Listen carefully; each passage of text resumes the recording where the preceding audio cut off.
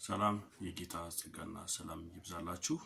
መጽሐፍ ቅዱስ በሮሜ መልእክት ምዕራፍ 5 ከቁጥር 6 ጀምሮ ያለውን ቃል አነባለሁ። ትንሽ በዚህ ቃል መሰረት የእግዚአብሔርን ሐሳብ እንነጋገራለን። ገና ደካሞች ሳለን ክርስቶስ ዘመኑ ሲደርስ ስለ ኃጢአተኞች ሞቷልና፣ ስለ ጻድቅ የሚሞት በጭንቅ ይገኛልና፣ ስለ ቸር ሰው ግን ሊሞት እንኳን የሚደፍር ምናልባት ይገኝ ይሆናል። ነገር ግን ገና ኃጢአተኞች ሳለን ክርስቶስ ስለኛ ሞቷል። እግዚአብሔር ለኛ ያለውን የራሱን ፍቅር ያስረዳል። ይልቁንም እንግዲህ አሁን በደሙ ከጸደቅን በእርሱ ከቁጣው እንድናለን። ጠላቶች ሳለን ከእግዚአብሔር ጋር በልጁ ሞት ከታረቅን፣ ይልቁን ከታረቅን በኋላ በሕይወት እንድናለን። ይህ ብቻ አይደለም፣ ነገር ግን አሁን መታረቁን ባገኘንበት በጌታችን በኢየሱስ ክርስቶስ በኩል በእግዚአብሔር እንመካለን። የእግዚአብሔር ቃል የሚናገረው ገና ደካሞች ሳለን፣ በኃጢአት ደካሞች ሳለን፣ ከፍርድ በታች ሳለን፣ ሁላችንም ፍርደኞችን በተቀመጥንበት ዘመን ላይ አንድ ነገር እግዚአብሔር አደረገ። እርሱም ዘመኑ ሲደርስ ከሴት የተወለደው የአዳም ዘር ስጋ የለበት ፍጹም ጻድቅ የሆነው መለኮት የሆነው ክርስቶስ ኢየሱስ ከእመቤታችን ከቅድስት ድንግል ማርያም ተወልዶ በጴንጤናዊ በጲላጦስ ዘመን በቀራንዮ መስቀል ላይ ስለ ኃጢአታችን መስቀል ላይ ደሙን አፈሰሰ። ምክንያቱም መጽሐፍ ቅዱስ እንደሚናገረው የኃጢአት ደሞዙ ሞት ስለሆነ ሁላችንም ከፍርድ በታች ነበር። እግዚአብሔር ደግሞ ጻድቅ ነው፣ ኃጢአተኛ በሞት እንዲቀጣ አንዴ ተናግሯል። እግዚአብሔር ኃጢአትን አይወድም፣ ኃጢአተኞችን ግን ይወዳል። በዚህ ሁኔታ ላይ ያለ ሁሉም ከፍርድ በታች ተስፋ ቆርጦ ሁሉም ኃጢአትን ሰርተዋል፣ የእግዚአብሔር ክብርም ጎሏቸዋል ስለሚል የሚያስታርቅ የሚያድን በሰውና በእግዚአብሔር መካከል የሚገባ አንዳች እንኳን አልነበረም።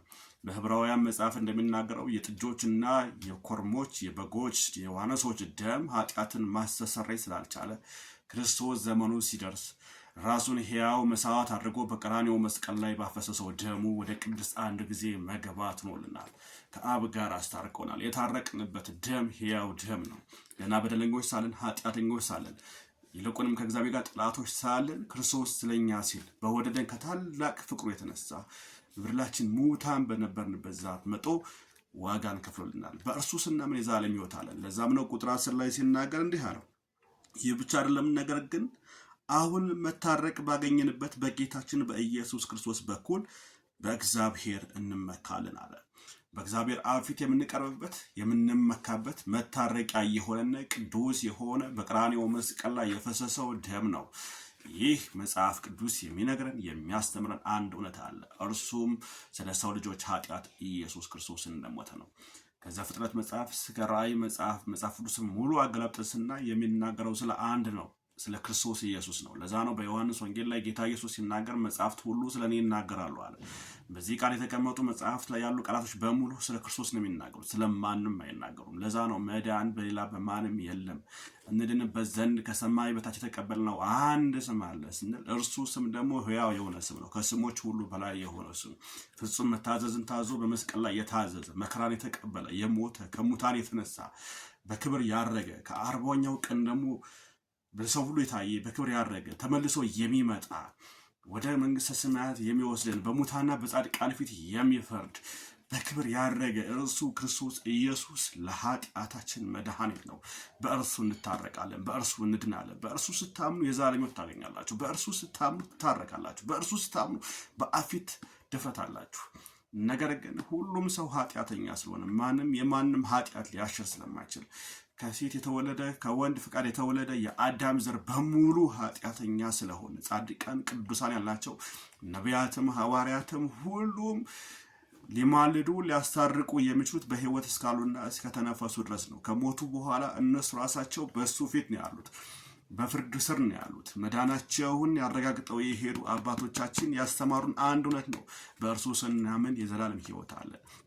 ወገኔ መታረቂያ መንገዱ፣ መዳኛ መንገዱ፣ ማምለጫ መንገዱ ክርስቶስ ኢየሱስ ነው። አንድ መንገድ ነው ያለ፣ እርሱም እሱ ኢየሱስ ክርስቶስ ብቻ ነው። ዮሐንስ 14 ላይ ቁጥር 6 ላይ ሲናገር እኔ ሕይወትም እውነትም መንገድ ነኝ አለ።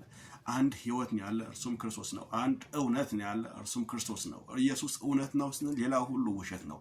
ኢየሱስ መንገድ ነው ስንል ሌላ ሁሉ ገደል የሚከት ነው።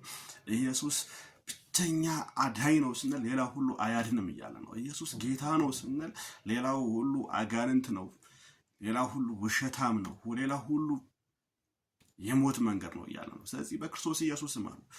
መጽሐፍ እንደሚናገረው የመዳን ቀን ዛሬ ነው ስለሚል ወንድሜ በዚህ የሰማኸው ቃል ስታምን የዘላለም ሕይወት አለ። በዚህ ካላመንክ ግን የዘላለም ፍርድ በአንተ ነው፣ ሕይወትን አታይም።